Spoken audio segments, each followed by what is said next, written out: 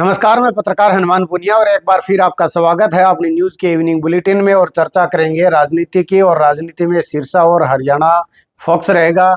और हरियाणा की अगर बात करें तो आज आम आदमी पार्टी की तरफ से अरविंद केजरीवाल और पंजाब के सीएम भगवंत मान की तरफ से रोड शो किया गया था। और अपनी पार्टी के संबंध में उन्होंने कहा कि उनकी जो पार्टी है वो हरियाणा में किंग मेकर के रूप में कार्य करेगी और सत्ता की चाबी उनके हाथ में होगी। इसके अलावा आज जिस तरह से कुमारी शैलजा नाराज चल रही है, जो खबरें आ रही है, उसके बाद में आज हरियाणा के पूर्व मुख्यमंत्री मनोहर लाल खट्टर ने एक ऑफर किया है कुमारी शैलजा को और उनके साथ साथ रणदीप सुरजेवाला को कि कांग्रेस पार्टी में उनकी इज्जत नहीं हो रही है, उनको दरकिनार किया जा रहा है। तो ऐसे में अगर वो चाहते हैं तो उनका बीजेपी में स्वागत है। यानी कि वो एक हिसाब से ऑफर कर रहे हैं कि वो कांग्रेस को छोड़कर बीजेपी ज्वाइन कर लें। हालांकि इस पर ना तो रणदीप सुरजेवाला का कोई बयान आया है और ना ही कुमारी शैलजा का। लेकिन मैं बता दूं कि पिछले करीब एक सप्ताह से कुमारी शैलजा नाराज है और ना तो वो कोई कार्यक्रमों में जा रही है और ना ही वो किसी तरह का कोई बयान उनका आ रहा है। हालांकि उन्होंने जैसे ही कल परसों जो उनका मैनिफेस्टो जारी हुआ तो उसकी एक सोशल मीडिया पर पोस्ट डाली थी, उसके अलावा कोई पोस्ट उनकी तरफ से नहीं डाली गई है। तो ऐसे में कयास लगाए जा रहे हैं कि कुमारी शैलजा नाराज है टिकटों के वितरण को लेकर। तो ऐसे में इसके बाद अब बीजेपी ने अपनी तरफ से इस तरह से ऑफर किया है। इसके अलावा आज की घटनाक्रम में मैं बात करूं तो एचसीएस अधिकारी मीनाक्षी दहिया, जिन पर 1 लाख रुपए रिश्वत लेने का आरोप 5 महीने पहले लगा था और वो लगातार फरार चल रही थी, आज उनको गिरफ्तार कर लिया गया है। कोर्ट में पेश करके उनको 14 दिन की न्यायिक हिरासत में भेज दिया गया है। वहीं बीजेपी कार्यकर्ता पर इंद्री विधानसभा क्षेत्र में हमला हुआ है, 2 दिन पहले का मामला है हालांकि। और राकेश नाम का एक कार्यकर्ता जैसे ही उसने एक संबोधन करके एक जनसभा में और वो उतरा, तब कुछ लोगों ने उस पर हमला कर दिया। और उस युवक कार्यकर्ता राकेश का आरोप है कि करण कंबोज के भांजों ने उन पर हमला किया है। तो ये आरोप उनकी तरफ से लगे हैं। इसके अलावा जींद में बीजेपी के प्रत्याशी हैं कृष्ण मिड्ढा, उनके ड्राइवर 2 ड्राइवर हैं, उनको पुलिस ने पकड़ा है 50 लाख रुपए की राशि के साथ सोनीपत के अंदर। और जब उनसे पूछा गया तो उन्होंने बताया कि ये जो राशि है वो नोएडा से लेकर आए थे, लेकिन उस जो राशि का नोएडा से बताया और उन्होंने कहा कि वो प्लॉट खरीदने के लिए वो राशि लेके आए हैं। तो उससे पुलिस संतुष्ट नहीं हुई और फिलहाल मामले की जांच में पुलिस ने जांच उन्होंने शुरू कर दी है। वहीं इसी तरह से पानीपत के अंदर भी 6 कारों में करीब 20 लाख रुपए पुलिस ने बरामद किए हैं। ये हरियाणा सत्र की बात है। वहीं इसी के साथ मैं सिरसा की अगर बात करूं तो सिरसा में भी आज दिन भर में करीब 33.5 लाख रुपए 9 लोगों से बरामद किए हैं, जिनका जवाब से वो संतुष्ट नहीं थे और उनसे जो है वो पैसे जब्त कर लिए गए हैं। इसमें अगर बात करें कहाँ कहाँ की है तो पुलिस एलनाबाद की तरफ से चेकिंग के दौरान हरीश पुत्र जगदीश निवासी मिठनपुरा से 9 लाख रुपए की राशि बरामद की गई है। विजय निवासी एलनाबाद से 5,90,000 रुपए की नकदी राशि, गणपति निवासी सिलवाड़ा राजस्थान से 2,61,000 रुपए नकदी जब्त की है। सिरसा शहर पुलिस ने नागरिक अस्पताल के पास चेकिंग पोस्ट लगा रखी थी और वहां पर रविनाथ निवासी नौर राजस्थान के कब्जे से 1 लाख रुपए, देवीलाल निवासी बनवाला जिला सिरसा से 10,68,000 रुपए, अजय पाल निवासी हारणी खुर्द से 75,000 रुपए और दिनेश कुमार निवासी सी ब्लॉक से 90,000 रुपए की राशि बरामद की है। इसी सिलसिले में डिंग थाना पुलिस ने भी चेकिंग के दौरान प्रकाश निवासी डिंग से 76,000 रुपए और मोहन निवासी खचवाड़ा राजस्थान से 1,90,000 रुपए की राशि बरामद की गई है। तो ये अब तक की आज की घटना है। इसके बाद में भी कई जगह से पुलिस ने राशि बरामद की है, उसकी पूरी डिटेल अभी तक हमारे पास नहीं आई है। लेकिन कहने का मतलब ये है कि अब पुलिस ने अपना शिकंजा कसना शुरू कर दिया है और पैसों का खेल ना चले इस विधानसभा चुनाव में, उसको लेकर जो है वो चुनाव आयोग भी सख्त है और उसके बाद जिला प्रशासन भी सख्ती दिखा रहा है, और ऐसे में पुलिस की ये इस तरह की कार्रवाइयां चल रही है। अब बात कर लेते हैं कांग्रेस के सांसद जो कि पहले भी विवादों में रह चुके हैं, और मैं बात कर रहा हूं हिसार से कांग्रेस सांसद जयप्रकाश उर्फ जेपी। उनका एक वीडियो पहले भी वायरल हुआ था, लेकिन अब उनका एक और वीडियो वायरल हो रहा है जिसमें वो एक बुजुर्ग व्यापारी को लात मार रहे हैं, और जब वो लात मार रहे हैं तब वहां पर दीपेंद्र हुड्डा मौजूद थे, और वो जो शख्स है व्यापारी बुजुर्ग है वो दीपेंद्र हुड्डा से बात कर रहा था, लेकिन भीड़ ज्यादा थी मंच पर। ऐसे में जेपी को गुस्सा ज्यादा आ गया और उन्होंने बुजुर्ग को लात मार दी, और ये जो वीडियो है वो खूब सोशल मीडिया पर वायरल हो रहा है।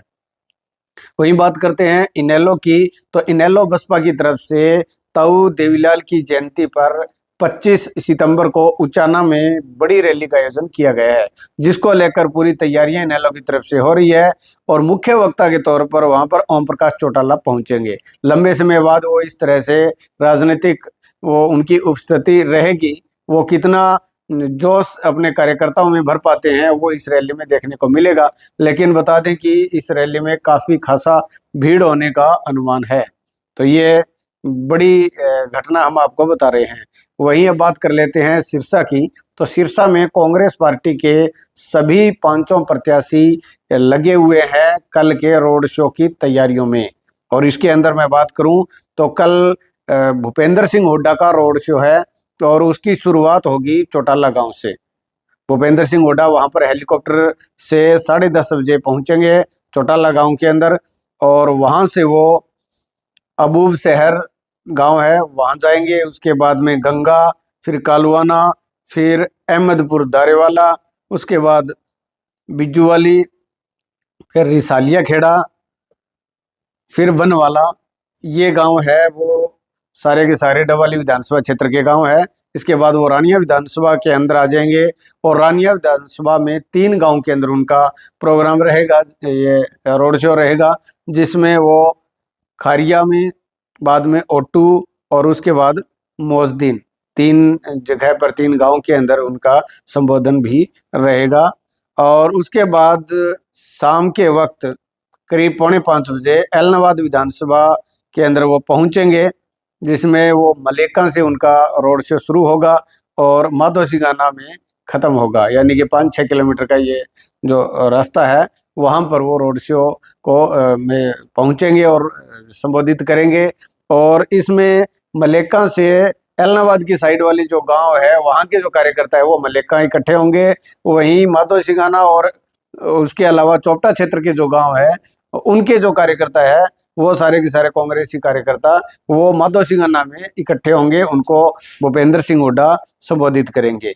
एलनाबाद के ये 2 ही प्रोग्राम है, और उसके बाद वो पहुंचेंगे सिरसा के अंदर। सिरसा उससे के बाद वो मंगाला में, जो कि रानिया विधानसभा क्षेत्र का गांव है, और मंगाला और बम्बूर 2 गांव फिर रानिया के अंदर वो रहेंगे।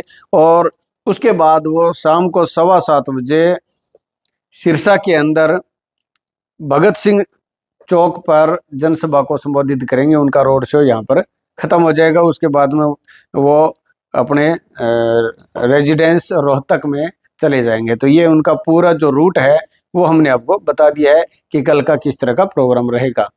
एलनाबाद की अगर बात करें तो एलनाबाद के अंदर भूपेंद्र सिंह हुड्डा का जो कार्यक्रम है वो करीब 4:45 बजे का शेड्यूल के अकॉर्डिंग है, उससे लेट होने की संभावना है।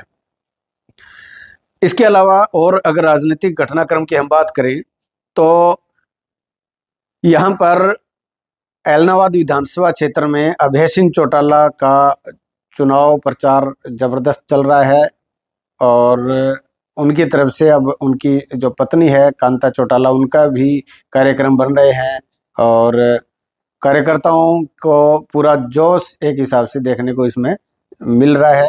वहीं तीसरा जो पार्टी आज के दिन यहाँ पर एलनाबाद में बीजेपी पिछड़ती हुई नजर आ रही थी, लेकिन आज अचानक मीनू बेनीवाल, जिनको टिकट नहीं मिली थी, और जब से टिकट नहीं मिली तब से लेकर पिछले 10 दिन से वो लगभग गायब थे, जनता के बीच में नहीं थे, तो उसको लेकर जो है अब आज उन्होंने अपने कार्यकर्ताओं की मीटिंग बुलाई है और उस मीटिंग के बाद में मीडिया से बातचीत करते हुए बीजेपी के प्रत्याशी है यहाँ पर अमीर चंद मेहता, उनकी मौजूदगी में उन्होंने कहा कि वो लगातार अब लोगों के बीच में जाएंगे, अमीर चंद मेहता के पक्ष में चुनाव जो है वो उनके पक्ष में वोट की अपील करेंगे, ऐसा उन्होंने बताया है। और अपने कार्यकर्ताओं को भी संबोधित करते हुए बीजेपी के पक्ष में ज़्यादा से ज़्यादा वोट डलवाने की एक अपील भी की है। वहीं इसके साथ ही साथ एक और जो बात इस मीटिंग के बाद जो चर्चा का विषय बना हुआ है वो ये है कि इनेलो के खिलाफ वोट स्पेशल ये बोला गया है, ऐसा सुना है हमने, इसकी हम पुष्टि नहीं करते हैं, लेकिन मीनू बेनीवाल ने अपने कार्यकर्ताओं से कहा है कि इनेलो को वोट नहीं देने हैं। यानी कि अगर ऐसा उनकी तरफ से बोला गया है तो साफ साफ है कि इनेलो को हराने के लिए उनका प्रयास रहेगा। और हराने का दो ऑप्शन है उनके पास, एक तो ये है कि बीजेपी को मजबूत करके और त्रिकोणीय मुकाबले में वो लेकर आए, और दूसरा है आज के दिन भरत सिंह बेनीवाल अभय सिंह चौटाला को टक्कर दे रहे हैं तो उनका सहारा बनकर और वो भरत सिंह को चुनाव मैदान में जितवा दें, इस तरह की चर्चा है। अब हालांकि पूरी तरह से पत्ते खुले नहीं हैं, तो ऐसे में क्या कुछ होगा वह 3-4 दिन बाद ही क्लियर हो पाएगा। और इसके अलावा यहाँ पर बीजेपी के आज जो चोपटा के अंदर कार्यालय का भी शुभारंभ हो चुका है। चोपटा पहले एलनाबाद में था, लेकिन चोपटा में आज उनका बीजेपी की तरफ से कार्यालय शुरू हो चुका है। अमीर चंद मेहता वो लगातार चुनाव उनका जो है वो चल रहा है, प्रयास उनका है कि ज़्यादा से ज़्यादा वोट आएंगे और वो अपनी जीत का दावा भी कर रहे हैं। तो ये बात कर लेते हैं सिरसा की। तो सिरसा विधानसभा जो चुनाव है उसमें दो मुख्य कैंडिडेट है, आमने सामने का मुकाबला है, और उस मुकाबले में क्या कुछ होता है वो अभी लगभग 15 दिन पड़े हैं वोटिंग को। तो ऐसे में आज के दिन की अगर स्थिति है तो वहाँ पर गोपाल कांडा कहीं ना कहीं पिछड़ते हुए नजर आ रहे हैं और गोकुल सेतिया हावी हैं। लेकिन ये कितने दिन तक ये बन पाता है, क्या वोटिंग वाले दिन तक ये स्थिति रहती है, तो आने वाला वक्त बताएगा, उसके बारे में हम कुछ नहीं कह सकते। कमेंट आप करके इस पर अपनी राय जरूर दे सकते हैं। वहीं अर्जुन चौटाला का पलड़ा रानिया के अंदर भारी है, और इसके अलावा डवाली के अंदर आज के दिन अमित सिहाग और इनेलो प्रत्याशी आदित्य चौटाला में टक्कर बनी हुई है। कालांवाली के अंदर शिषपाल केहरवाला एक बार फिर बाजी मारते हुए प्रतीत हो रहे हैं, इसकी पुष्टि हम नहीं करते हैं, लेकिन आज के दिन जो रुझान है उसका हम बता रहे हैं। वही साथ लगता फतेहाबाद है, और फतेहाबाद के अंदर कुछ दिन पहले तक चर्चा थी कि यहाँ पर कांग्रेस का प्रत्याशी है वो जीतने की स्थिति में है, और लेकिन अब जो स्थिति है उसके बाद में जैसे ही इनेलो का ग्राफ बढ़ने लगा तो ऐसे में त्रिकोणीय मुकाबले में इनेलो आना चाहती है। उसके लिए अभय सिंह चौटाला ने भी 2 दिन पहले यहाँ पर कार्यक्रम किए थे, और अब बलवान सिंह दौलतपरिया जो कि कांग्रेस प्रत्याशी है उनके लिए जितने वोट ज़्यादा इनेलो लेके जाएगी उससे उनको ज़्यादा परेशानी होने की संभावना है, और इसका बेनिफिट बीजेपी प्रत्याशी दूडाराम को हो सकता है। अब ये क्या कुछ रूपरेखा बनेगी, किस तरह स्थिति बनेगी, वो आने वाला वक्त बताएगा। लेकिन फिलहाल ये समीकरण जिस तरह के हो रहे हैं उससे कहीं ना कहीं कांग्रेस को नुकसान हो सकता है। तो ये हमने हर एक आपको जानकारी दी है, पूरे घटनाक्रम के बारे में आपको बताया है। आपका क्या कुछ कहना है, आज मीनू बेनीवाल ने जो मीटिंग की है उसके संबंध में आपकी क्या कुछ राय है वो भी आप कमेंट करके बताना।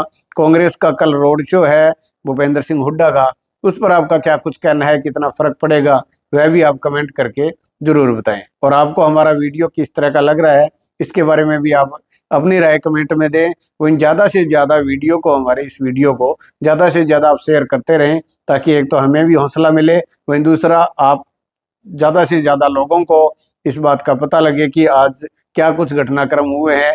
आपको पूरे दिन खबरें कोई मोबाइल में ढूंढने की ज़रूरत नहीं है, हमारा इवनिंग बुलेटिन आप देखिए।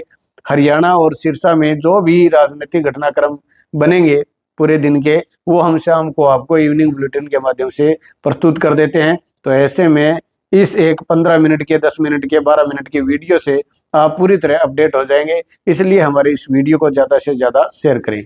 आपका बहुत बहुत धन्यवाद।